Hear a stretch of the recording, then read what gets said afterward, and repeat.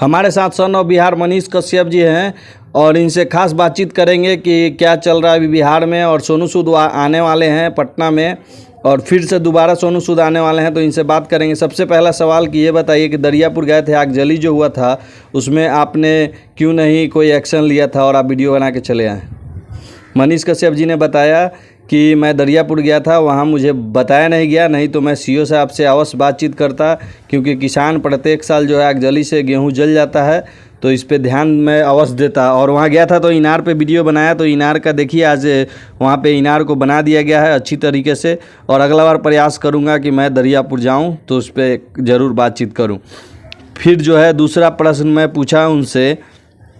कि बेगूसराय से लेकर हाजीपुर तक जो अपराधी जो हैं लगातार गोली फायरिंग कर रहे हैं, तो आप ये बताइए कि इस पे क्या बिहार सरकार को एक्शन लेना चाहिए कि नहीं लेना चाहिए, और कौन से लोग हैं जो ये सरकार को बदनाम कर रहे हैं। तो मनीष कश्यप जी ने सीधा जवाब दिया कि अपराधी का कोई जात नहीं होता, कोई धर्म नहीं होता, कोई पार्टी नहीं होता। और वो सीधा जो है कहीं ना कहीं सरकार से लेकर ऊपर से नीचे तक के लोग जो हैं मिले हुए हैं, और लोग जो है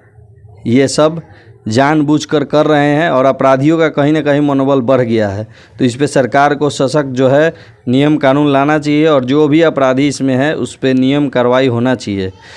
तीसरा प्रश्न मैं मनीष कश्यप जी से किया था कि मनीष कश्यप जी ये बताइए कि जो आप पत्रकारिता के क्षेत्र में इतने दिन से आप के क्या कहेंगे, जो लोग जो हैं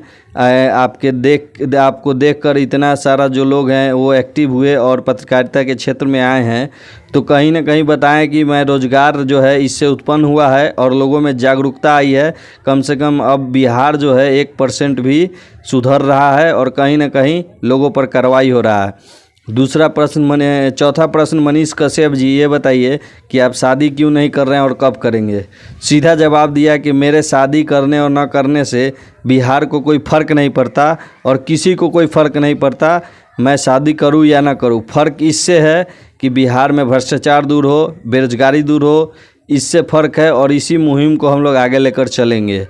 पाँचवा प्रश्न मैंने किया था मनीष कश्यप जी ये बताइए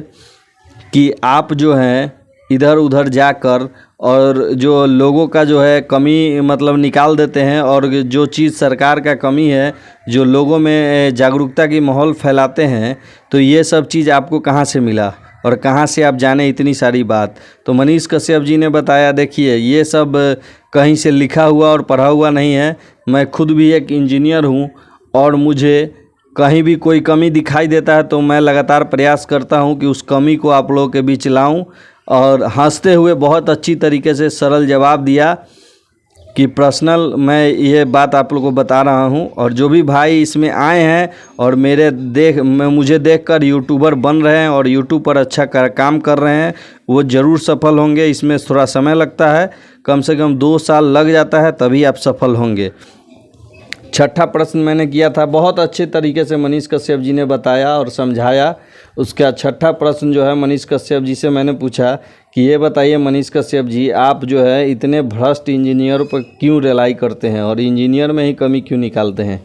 तो उन्होंने बताया कि सबसे ज़्यादा जो है बिहार में अगर किसी को नुकसान है किसी चीज़ से तो वो है इंजीनियर, और इंजीनियर से ही ज़्यादातर बिहार के लोगों को नुकसान है, क्योंकि आज जो है सारा चीज़ में इंजीनियर ही घोटाला करते हैं और अधिकारी ही घोटाला करते हैं, जिसके कारण की है लोग जो है ये इंजीनियर और अधिकारियों के द्वारा जो घोटाला होता है उसी से लोग परेशान हैं, और कहीं ना कहीं लोगों के बीच ये सही समय पर सही चीज़ नहीं पहुंच पा रहा है।